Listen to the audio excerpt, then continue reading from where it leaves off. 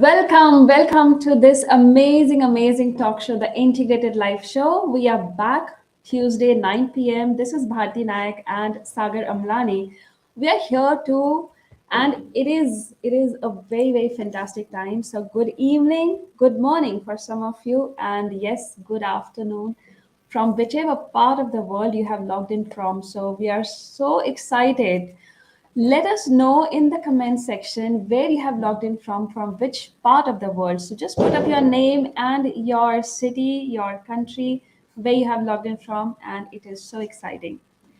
And yes, with this episode, I will let you know how many episodes we have already completed. But yes, each episode is bundled with loads and loads of stories and case studies, amazing uh, examples to help you understand how we can lead this integrated life, which is giving us the sense of fulfillment, happiness, and gratitude. So, all the 26 elements that will help us to lead this integrated life.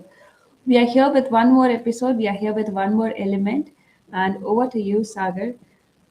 Oh, fantastic. Ronak has joined from Jaipur, Rajasthan. Lovely. Welcome, Ronak, to this amazing show.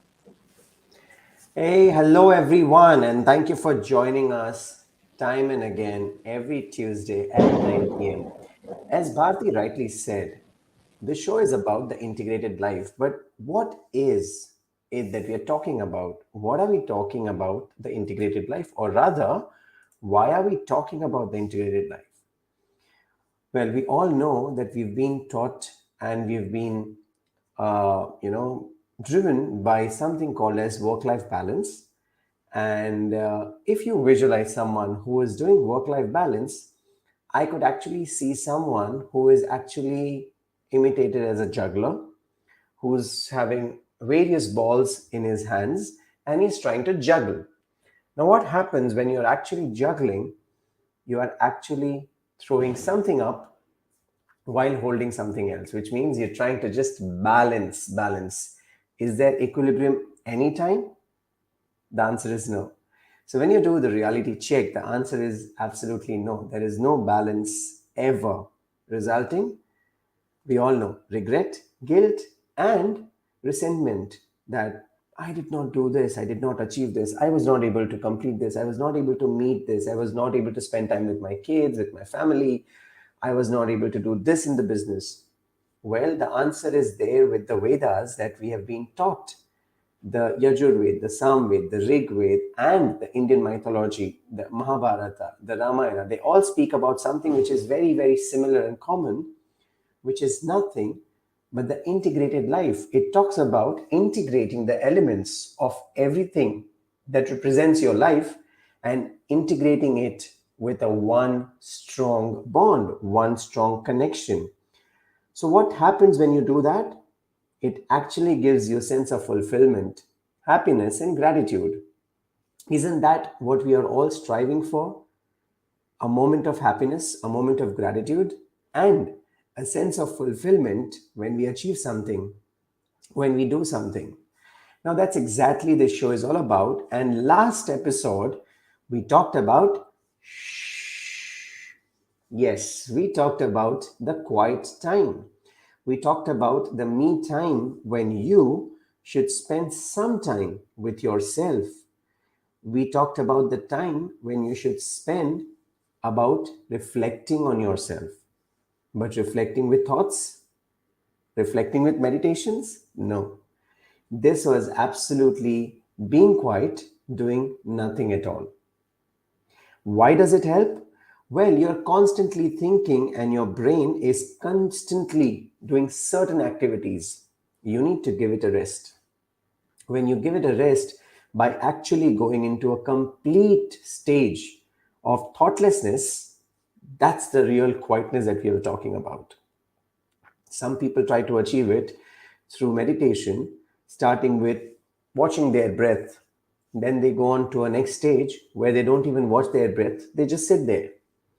Some people start with chanting, but everyone will reach a stage where they are actually quiet, doing nothing. And that is the stage when you actually feel relaxed, you actually identify the sole purpose of your life, and you're more closer to yourself. And that brings us to the next episode. I'm sure Bharti has got some amazing things to share. What are we going to talk about in today's episode, which is very, very connected to the integrated life and the last episode? Yes, Bharti. Yes. So the story goes like this. There was a Robin Hood, Red Riding Robin Hood, and he was riding on his way with his dog. And as he was riding on his way with his dog, he slowly entered the forest with a complete mindset that I want to pass through this forest and reach the other side of the forest and then find the treasure. So this Red Riding Robin Hood passed inside the forest, and as he was going inside the forest with his dog, he slowly got lost in the forest. He was at a speed, but he was lost. And he started getting so mesmerized with the beautiful greenery surrounding the forest, the flowers, the fruits. He took a nap, he took some nice rest, and he again started his journey, but he was lost in the forest. That is where the dog stopped him and he said, "Hello, master, you need to stop yourself and do a reality check. Find out where you have reached, how far you have come, and are you going in the right direction? Are you really moving towards where you want to go? Are we going to cross the forest and find out the treasure? Or are we going to just move around in the bush with the forest and just get lost?" And that is where the Robin Hood realized that, oh, yes, I must stop. I shouldn't be just going at a speed in any direction, whatever I would have planned. I need to stop and find out how far I have come, what is my current situation, where am I right now, what are my resources, and am I really going in the right direction, or do I need to do some changes or make some changes? What is it that I need to do it? And he recalibrated, he realigned himself. And that's how he started his journey again in the right direction to cross across the whole forest and find out the treasure that he was there for. And that is what today's episode is about. When we do our yearly goals, and we are talking about this because this year is going to end soon in some few days, and then we will have a new year. And you know that every year we have these new year resolutions, the new year goals and targets and strategic meetings. Companies have already started their strategic meetings with their heads, with their stakeholders. This is the right time where you are also, when you're looking at your strategies, when you're looking at your plans, your goals, your targets, how do you want to go ahead in this year? It is also time for you to stop, pause, reflect on what is happening. Are you moving in the direction that you want to move? Are you really taking the pace that you have to? Or is it whatever you planned, whatever strategies you had, whatever is executed, and whatever you have achieved are all two different things? And that is where, as a nice ride riding Robin Hood, we must do a reality check to find out where are we heading. Yes, Sagar. Absolutely. That's going to be a rhyming word today, Red Riding Hood or Red Robin Hood. And to add to the RRR, let me give three things which are most essential to understand why is reality check the need. Number one, it helps you to recalibrate. Recalibrate your energy, recalibrate your time, recalibrate your efforts, recalibrate all your resources. Second R is it allows you to recourse. Let's say in Bharti's story, the person that was there was just going round and round, round and round, round and round. If he would not have done the reality check, or if you had not done the review, he would have just been round and round. So you need an accountability partner to recourse, realign. So that's the second R. The third one is to rejuvenate. Now that links us to episode number 3, where we talked about celebration. Now, when you're doing a reality check and you see that yes, you have covered 75% of the forest and you're just 25% left. All you need to do is celebrate. And that's exactly what you need, because that helps you to rejuvenate. So, Bharti, that's the three RRR to continue with your story and realign with what we were talking about. So, reality check is absolutely required to recalibrate, to recourse, and rejuvenate by celebrating. Now, when we talk about reality check, we've understood why we need to do that reality check. Let's understand manifestation, law of attraction, affirmations. Do they contradict with the reality check, or what are those when it comes to reality check? We all know that we've been hearing that you have to do affirmations, you have to build affirmations, morning routine, you have to do manifestation, law of attraction. Now, do you believe that just sitting in the house, closing your eyes, and I can say, okay, I want this, I want this, I want this, I want this, and let's say I just keep chanting and doing manifestation and doing affirmations, will it come to me automatically, or do I really need to take an effort and take actions around it?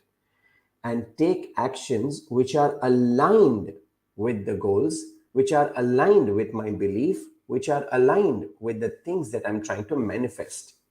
The answer is yes.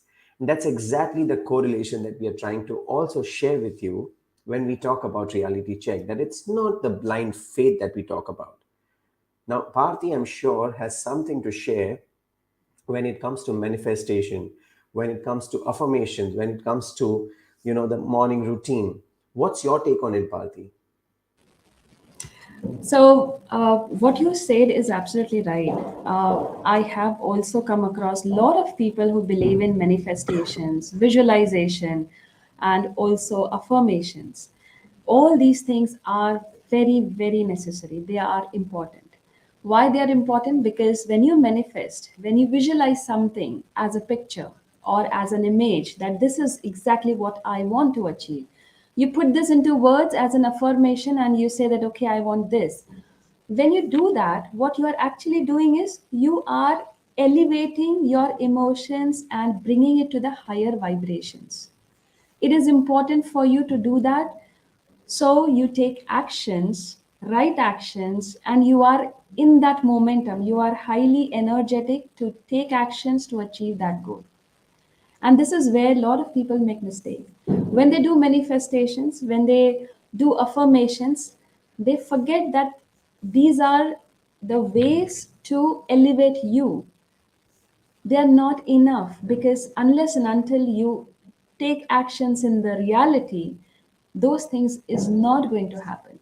We cannot go blindfolded by simply doing affirmations or by simply manifesting. When you manifest, when you visualize, you are putting up a very, very pure faith in your goals. You are absolutely in sync with what your dreams are, and you are making it a reality in your mind. But reality happens twice, once in your mind and once in the real life. When you want to do it in a real life, you need to act on it. And that is where the reality check comes in. When you want to act it, you are doing this. You're taking actions at a speed, you're taking actions in certain ways. Reality check will put you into a ground where say, okay, this is where I had planned, this is where I had manifested, and this is what my reality is. Do I need to tweak it? Do I need to do some changes? Do I need to relook at what I want in my life? And that is where the reality check goes in sync with what you have manifested, goes in sync with what you have planned and what you have aimed at for your life. Yes, Sagar. Absolutely true, Bharti. And that brings me to an example of a student who I recently encountered with. And the student actually was studying masters in Australia. And whenever we used to have the coaching call or the coaching conversation where he was looking about productivity, or was trying to improve his productivity, and I always kept telling him that it's not about being productive or being busy or being, result oriented. It's about understanding what is your current mindset. Are you actually having a productive mindset? Because that will help you not only to improve your productivity, but also help you to learn to say no to the things that are not being productive and that are taking away your time. Now, having said that, he always had one complaint that, I don't have enough money and I don't have enough time. Now, when we started this call, I didn't go and dwell into that, but slowly what I started is I started requesting him to note every single expense that he was doing. And after a month, I told him just make a total of the daily expense that you've been doing and tell me what you earn in a month. Now, that was a game changer for him. He immediately realized, even without me telling, what was going wrong. Where was it going wrong? And immediately after that month, he started working on reducing his extra expenses, luxury expenses, and he started saving money for himself. The minute that started happening, he also realized what and where he was spending time, because most of the things he was spending time either going clubbing, either going with his friends, either going outside and spending the money, but at the same time spending the time. So that way, he was able to do a reality check and ensure that he not only saved his money, but also saved his time. And this was very similar, very similar to a person who was actually in his mid 32, I believe, and was working professional, earning 1.5 to 2 lakh a month. But when he was asked, what are your monthly expenses? He was absolutely clueless, Bharti. He had no clue of what his expenses are. And he said, maybe somewhere around 50, 60,000. So I said, fair enough. You've been earning this amount for a long time. Then I'm sure, considering 1 year, you might have this much saving. And he was like, no, I don't have the saving. So I said, where did the money go? And then we started actually taking a pen and a paper and we sat for 45 minutes reviewing every single expense that he has on a monthly basis, on quarterly accounts, on annual payments like LICs or insurance or EMIs or everything. It ended up at 1 lakh 92,000. He actually had no savings, and then he kept thinking, oh, because I'm earning so much, I'm having huge saving. My wife is definitely saving the money that I'm giving her, and she's taking care of the finances and everything. But when you actually do the reality check, it's like boom, well, I don't have anything. So that is the beauty of reality check. You need to do a reality check every single day for routine task, once in a week for sometimes, maybe once in a year, once in a month. But what should be your methodology for reality check is what we will tell you shortly, because you cannot be checking every single thing, every minute thing, because when you start doing that, you're investing a lot of time only doing a reality check and not taking the right action and not being proactive. So we have someone, Mr. Rao is asking, what is the difference between stuck and stagnant? Well, I'll give you the example of a stone in the river. A stone in the river is stuck for a while, but it's striving. It's actually trying to find its way out, and there is action beneath around the water. But something which is stagnant will always have algae, moss growing over it. And just by looking at the stone itself, you will realize, is this stuck or stagnant? And sometimes you can get stuck, and when you don't take any action, resulting you will become stagnant. What do you think, Bharti? Yes, absolutely. And that was a fantastic response. In fact, the question itself is very beautiful. What is the difference between being stuck and stagnant? So, if I have to do an analogy, you gave a beautiful analogy of a stone.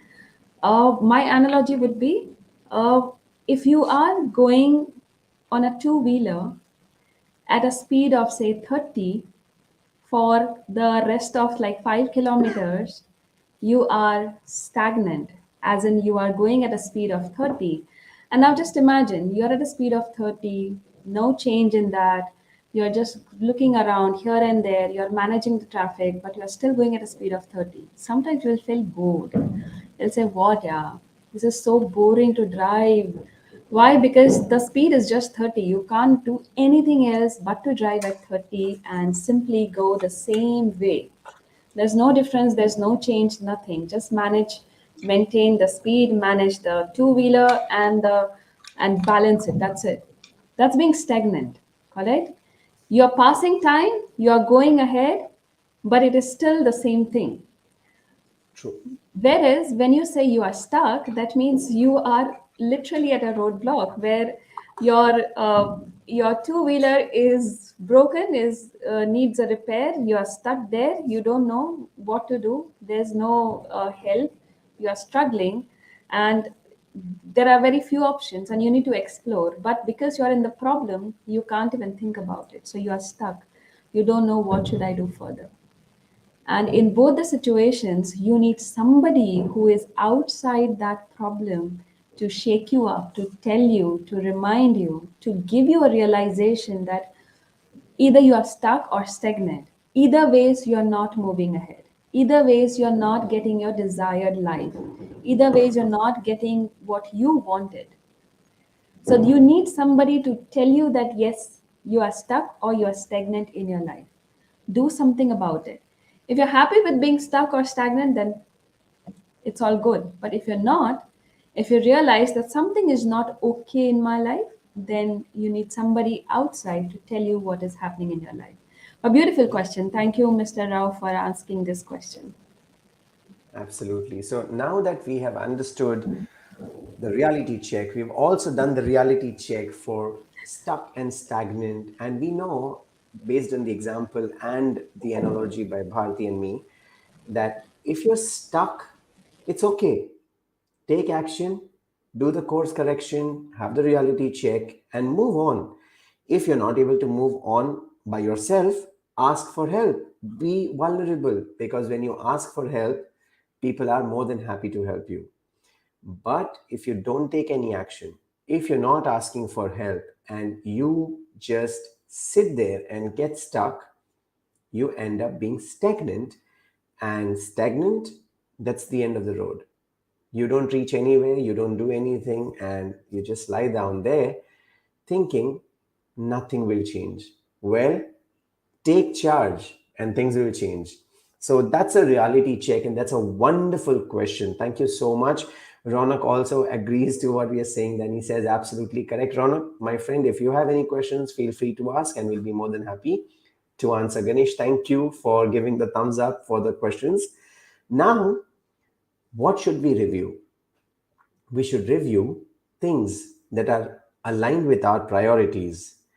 We should review what is the worst that's going to happen if I take this action? What is the best that's going to happen if I take this action? We have to review, is our daily life, our daily routine aligned with our priorities, aligned with our dreams, aligned with our focus goals? We have to review everything that is around us. Now, the question comes, when and how? When should we review? What should we review and how should we review? We discussed about what. We gave you examples about, what should be reviewed in terms of students, in terms of teachers, in terms of finance. Let me give you a very beautiful example which we all have seen as a meme and enjoyed and laughed. Someone told a young boy that to achieve good things and to achieve good karma, you have to help people. And he said, yes, dad, I'll do that. Without even thinking anything, he just caught hold of an old man who was just standing at the corner of the street and made him cross the road. He thought that's good karma because the old man was standing and he was not able to cross the road. So he said, yes, I will do the good karma and I will help the old man. As soon as they crossed the street, the old man started cursing him. He started cursing him and he started yelling at him. And the young boy was stunned that I did such a good karma. I helped him. And in return, I'm getting what? Shouting, yelling, cursing. Why? Well, after a while he was listening to the old man's curse, the word said, I never wanted to cross because I was waiting there because my daughter in law is coming to pick me up from that point. You idiot. Now I have to either cross again or she has to drive all the way 2 kilometers because there is no other U turn. Now, that for me is a very beautiful example of reality check. You want to achieve good karma, you want to set your priorities, you want to achieve your goal. Well, first check reality, check if it is aligned with your priorities, check if it's aligned with your productive goals, check if it's aligned with the integrated life that you want to live. If yes, do it. If no, wait, recourse, realign, recheck, and always remember, if you're stuck, if you don't know, ask for it. The same happens with people in business. Now, I had a very beautiful experience recently working as a consultant with one of the companies where the MD, every time I met, and he would be like, Sagar, I've got this documentation done, I've got this systems in place, I've got that systems in place, I've got this ERP in place. And I was like, wow, this is like a dream client because he's got everything in place. All I need to do is just align the team, create the right mindset, and build the autonomous work culture. And I jumped, I said, brilliant. But then, as I always remember and I always do, I start with diagnosis first. So I have a 4 step methodology which I call as DIVE, DIVE. Diagnose, implement, validate, and empower. So I started diagnosing it and evaluating that whatever was being told to me, is it actually truly available? Is it implemented in reality or is it just in the management books? What shocked me was the ERP had more than 18 bypasses done. There was no report that was coming out of ERP. All the reports were still coming out of Excel sheets. There's absolutely no sign of any SOPs being implemented. Yes, they were documented. And when I did that reality check, I actually collected all the information with all the teams, sat with them, and told them that we need to actually discuss this with the management and bring it to the light. And they all said, yes, we will need to do that because these are the problems we are facing while we want to implement all the SOPs or the ERP systems, but these are the loopholes or these are the problems. We listed them down, and the management was zapped to know because they had actually paid a bomb to various agencies to implement all those things, resulting a reality check in business gave them an amazing insight of what was done and what was actually a fiction in the mind of management, that they have everything, it's just the team that's not performing. Do you have anything around you like that? If yes, conduct a reality check, be a leader, bell the cat, and see what you can do for your team. This is so, so amazing, Sagar. The dive method, I have seen you implementing this and sharing this with the business owners, and it works wonders. And each and every step in dive that you ask them to implement, you ask them to take, is so profound, so insightful. And this is an amazing, amazing method. And I would say one thing: when we are doing a reality check, don't look at it as a mirror. What Sagar rightly mentioned is, because if you do it with everything doing like a reality check, you will go crazy about finding out where we are going wrong, where we are going right. So reality check is not about looking at it like a, going through the magnifying glass. Don't look at it as a mirror, because if you do that, you will feel, there will be a bad feeling, like you will feel disappointment, you will feel some regret, you will feel, oh, why I didn't do this, because you'll go back to the past and you will look at your plans vis-a-vis what the current actions are. So obviously there's going to be a little bit of mismatch. It's not going to be exact what you have planned. So it will bring out that kind of disappointments, and that is not a good way to do a reality check. Neither it is a good start where you will take it forward. So don't look at it as a mirror. I would say adapt to the methodology that Marie Kondo has given to us, where she says that you spark joy. Anything and everything that you touch, you look at it. If it is giving you joy, if it sparks joy in you, go ahead. If it's not, giving you joy, then you must stop and say, okay, do I need it or do I don't want it? If you don't want it, just put it aside or let it go. If you want this, then take it forward and go ahead to fulfill your action. So with reality check, what I do is I adapt this method from Marie Kondo, and I look at my actions, I look at my resources, I look at my strategies and plans, vis-a-vis what my goals, what my dreams are. And I do the same thing, the 3 hours that Sagar mentioned. I look at it and I recalibrate it. I realigned with my goals and I rejuvenate. So is it creating? It is really putting me joy? It is giving me that joy. If it's sparking joy, I go ahead. If it's not, I have to let it go. Even though I have taken certain actions and I have certain what do you call actions have taken, time and efforts have been put in. Despite of that, if is this is the place where I need to let it go, I will let it go and I will move ahead. Because if that is not helping me, then that is where the reality check is bringing in. So it's not like you look at it as a mirror, you look at it as a joyous moment where you are celebrating. That's where the rejuvenation comes. You're celebrating that, wow, I did this over these 6 months, 8 months of my journey of this year. I really achieved certain things, which is a good thing. And then you see, where am I heading now? That is why the reality check is a must when you want to fulfill your integrated life. Yes, Sagar. So, Sagar, I want to ask you, you mentioned about what is reality check, and you also said about how. The most important part is, when do we need to do a reality check? If you can throw some light on it. Absolutely. So every one of us has different priorities. And as we said earlier, that priorities change with time, priorities change with age, and so are focused goals. There are some goals that we actually have for long term, like important and urgent. Remember, something which is important is attached with deadline, which is attached with long term goals, which is attached with our focused plans or focused dreams or desires. Something is a short term thing. Like today itself, let's say the power had gone and we had a show at 9 o'clock. Now, what do I do? The reality check for me was to go up and check if my battery backup was there. I had my setup done.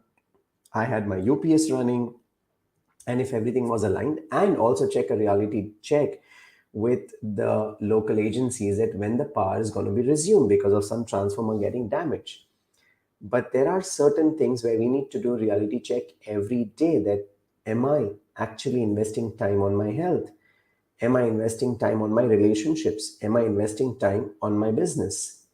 Few things need a reality checks once in a year, maybe like your insurance. Every year, maybe like, for example, when I got married, I had X insurance. When I had babies, I had to go X plus Y plus Y plus Y. Because as you increase your liabilities, you need to increase your insurance. So that could be a yearly pattern. So there is no fixed time frame for when you should do a reality check. It completely depends on what your goals are, what is the time frame of the goal, and how frequently you need to do a reality check. So for short-term goals, you can actually do a reality check on daily basis. For long-term goals or a medium-term goals, you can do it on a monthly basis. And genuinely for pretty long-term, like investments or your health and other stuff, you can actually conduct it every 6 months. You can go to a doctor, conduct a body analysis test, or you can conduct an annual health checkup for yourself and conduct that way, or you can consult a financial advisor and conduct a review every year. So every goal will have a different time frame to set up a review check. And that's exactly what I do with people when I talk about the program 963. So, what I do every year, Bharti, is at the start of the year, I take 10 people as a batch and I coach them and identify three major goals for them. Now, that of course, we use various techniques. Of course, one of them is SMART goals. Then we break it down into two sub goals. And then we assign three milestones to it. Now those milestone becomes the number 9. six becomes a sub goal, and three becomes the goal. And that's how I call this method as 963 method, which actually is useful because you need not achieve too many major goals in a year. Two or three major goals and you're good.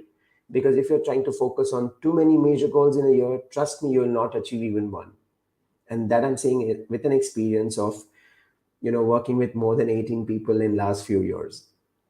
So that's the beauty of it. So that's how I evaluate or I review my goals. I evaluate them with short term, medium term, and long term, and depending upon that time frame, I set up a review for them using a checklist, using a tracker, using reminders, or using an accountability partner, the one that is there with me on the show. And she as acts as my accountability partner and keeps a tab on me, and we do a reality check once in a month of where we are going, what we are doing. So yeah, you can always take an accountability partner, and that helps you also to do the reality check.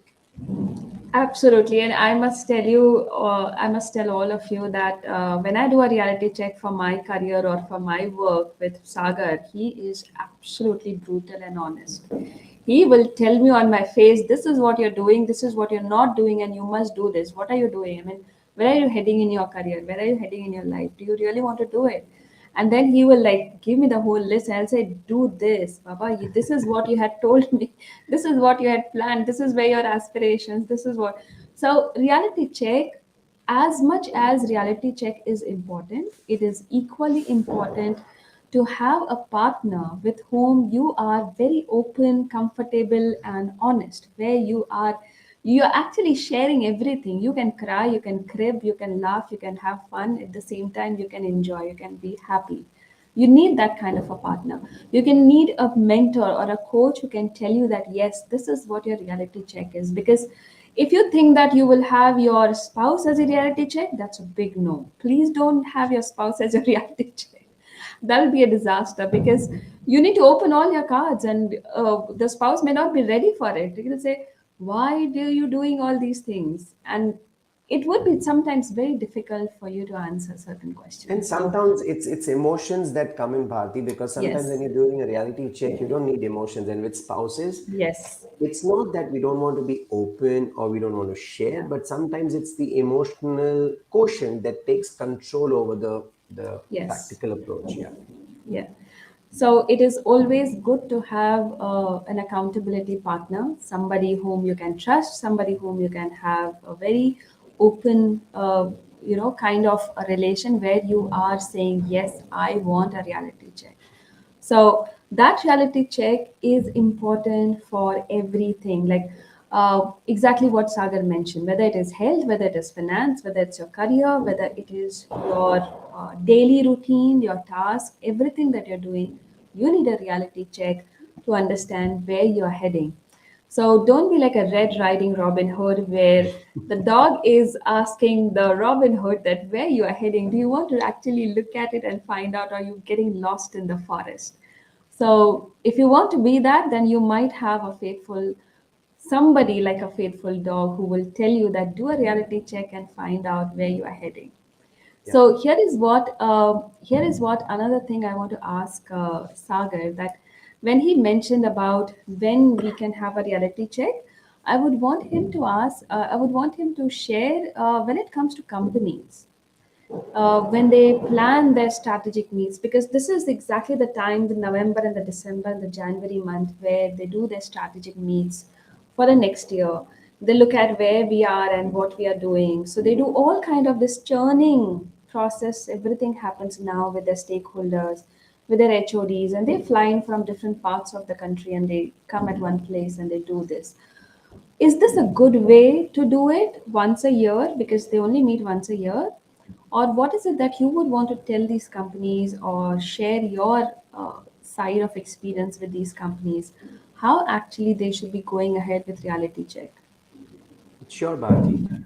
One thing I would not assume, because that's the first lesson that we've been taught in the management school, and you and me have been laughing about it a long time.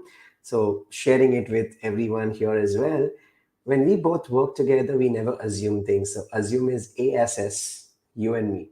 So, never assume. So, A, assuming that these people would be meeting once in a year. Me and Bharti would not say that because that's wrong on our part to say that.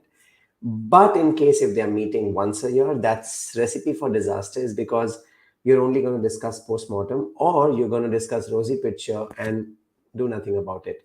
But the ideal way, actually, I'm sure most of these companies do that because that's the way systems run. A, they should have departmental meetings every week, team meetings every week. That extends to a management review, or a team review, or a bigger team review, or a leadership review on a weekly, monthly basis, which can be also called as monthly meetings or monthly review meetings. Those then extended to quarterly, half yearly, and yearly.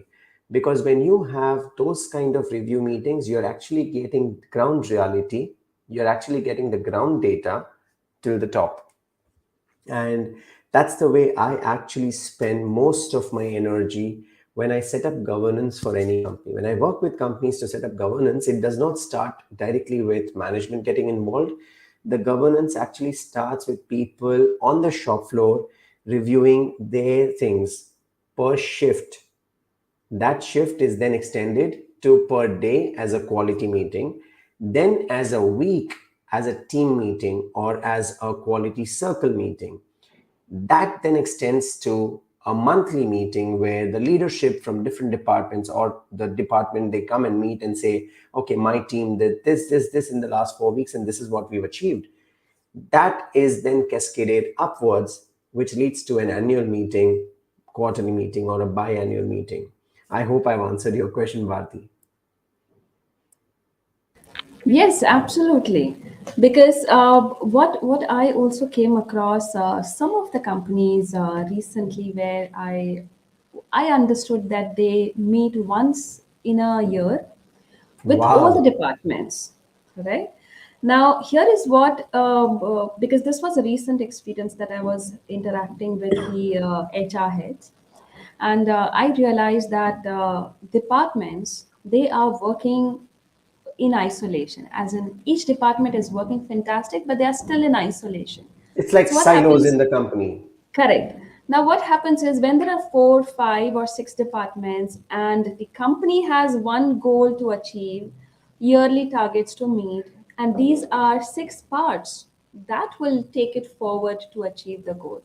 Now, if they're working in silos and they only meet once a year, that means each of the member in the department is getting only one chance to interact with another department's another member, have a good rapport building, have a good relationship, and then find out a possibility where we can work together.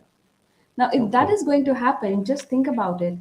By the time this exercise is done, and by the time they do this relationship building and they come to a same platform and they start aligning with themselves, somebody goes and picks up another job and they Yep. miss out an important person and they say, oh, we are again heading backwards.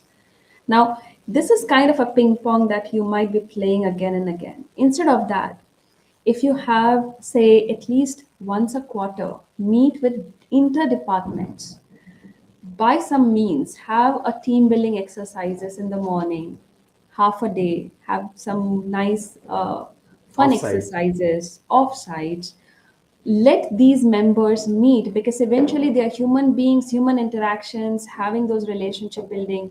Unless and until they gel with emotions, they are not going to produce results. Yep. And then you have another half of the day where you are doing some very hardcore 3 hours of business, giving those business insights and talking straight business. If you do that once a quarter, I think that's going to really help, which is a Absolutely. proactive approach. And why we are doing this? Because we have this productive mindset. We really want to do this to achieve our focused goal. And then you do it once in a, then you do expand this and do it once a year, once a half year or twice a year, where you are expanding the same thing and doing this for 2 days, something like a residential thing, and then deciding on the strategies and also looking at where we are. That exercise is going to help you, and it's a very important exercise for a reality check. You And know, that similarly, remind. Sorry, go on. Yeah, and similar thing. I have been also looking at HR heads where this is the time where either maximum attrition happens, like people resign and they go off, or the churning of everything happens now. And then there is always like a, oh, Diwali went well. What happened suddenly? Why everybody started resigning? We did so well in the Diwali. It's because did you do a reality check periodically with your team, with your members to understand are they really happy and joyful in the environment, in the culture? Or are they just doing it because they are being paid for? If you're doing that reality check with your environment, with your culture, you will get your answers. Yes, Sagar, go ahead. No, I said while you're saying that, that reminded me of a wonderful book which is called Play to Win. And that book is by Lafley and Martin. And I follow that book to the T. And that book was recommended to me by Kalpesh, who is a very dear friend. You know him as well.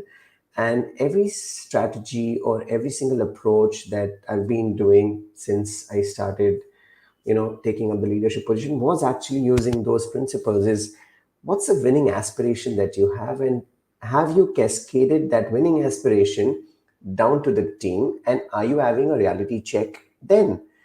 Because that's where exactly it comes. Where will we play again?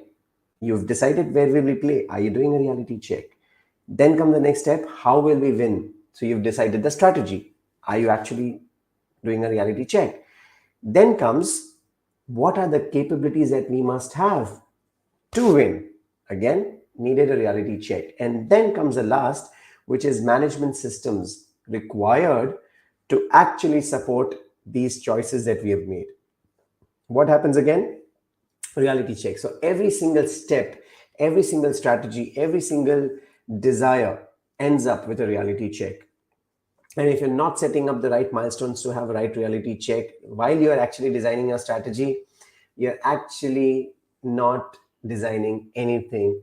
You're just wasting time, money, resources, and energy of yourself and your team. So, this is the importance of reality check. Now, how can you do reality check? What are the ways of doing reality check? While we talked about so many things, we repeatedly use the words set milestones, create a tracker within the team, within yourselves, for everyone around you. Create or set accountability partner or accountability matrix. And then, last but not the least, which Bharti recently said about why are people leaving? Create feedback mechanisms. Now, these are four simple ways which can help you to do a reality check of who you are, what you are doing, where are you going, and what is the requirement of your team or what is the requirement of yourself or your family around. Simple, set milestones, create trackers, set accountability partner, and create a feedback mechanism. Isn't that simple? Now, that is what me and Bharti make things always for you. We actually give you the most simplest solutions to the most complex problems that you might have. And that's exactly why we are calling this show as the Integrated Life. Yes, Bharti, how can you set review mechanisms, or how do you set review mechanisms for people that work with you, or you coach people using NLP, or I'm sure you work with so many HRs, so many companies. You also take Diwali orders for them, and then you know the surprises of people have left. So how do you set up reality check for yourself? Yes, Sagar, it is really amazing to also listen to you, understand your thought processes about reality check. And yes, there have been times where when I did reality check at my in my bakery business, I found that where am I heading in my business? And the reality check did give me an insight about my ways of how I was handling the business. And that was important because you cannot have only one way of looking at the business. Say, if you are a visionary, if you have dreams to fulfill, if you are really looking forward to your business, that is not the only way to do it. So what I do is I use the Walt Disney method, which is one of the very interesting method in NLP, which is called Walt Disney. Again, why it is called? Because it was adapted or modeled from Walt Disney.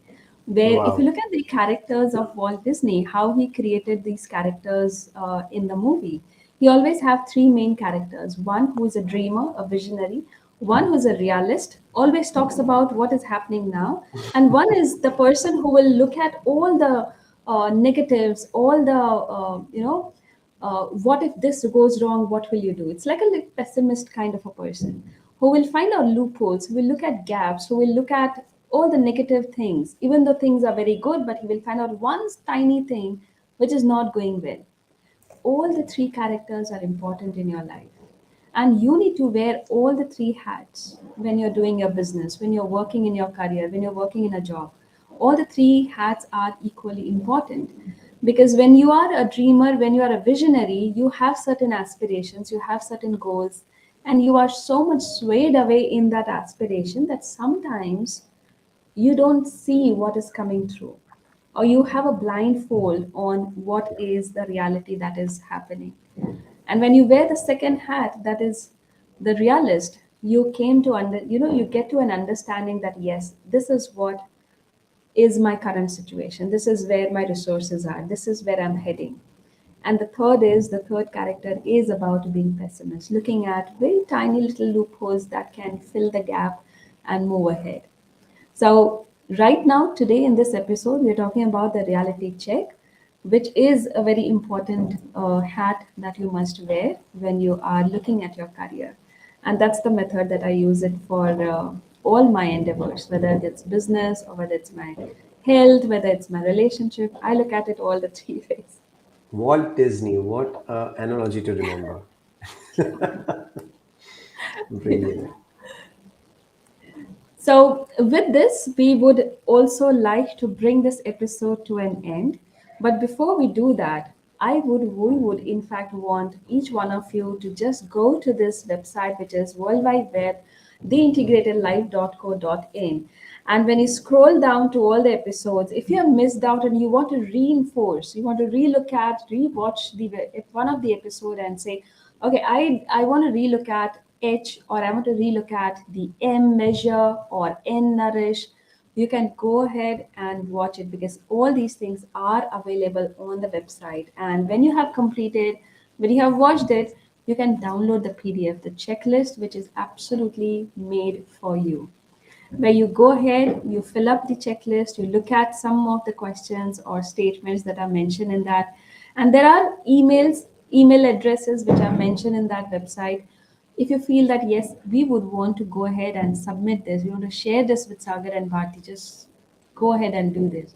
We are there as the email addresses are mentioned, plus we are there on LinkedIn as well. You can inbox us, you can message us, comment us, write us that this is what our situation is and how shall we tackle this. We will be so happy to listen to you, hear something from you. That is why we are here in this show, to have that integrated life that you want to fulfill.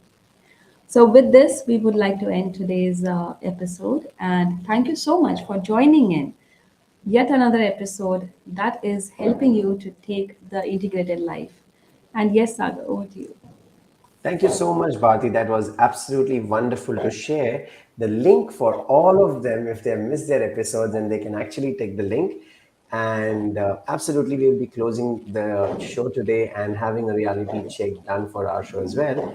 Good news is, I'll be traveling to London from 14th of November till 4th December for various assignments, as well as my sister's wedding.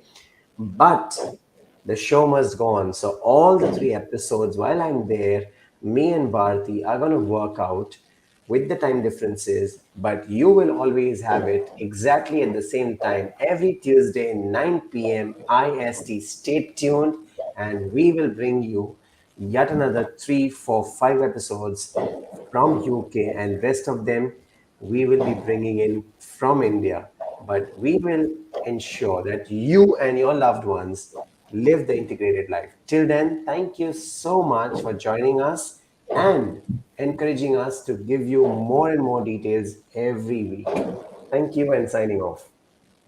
Thank you. Bye bye.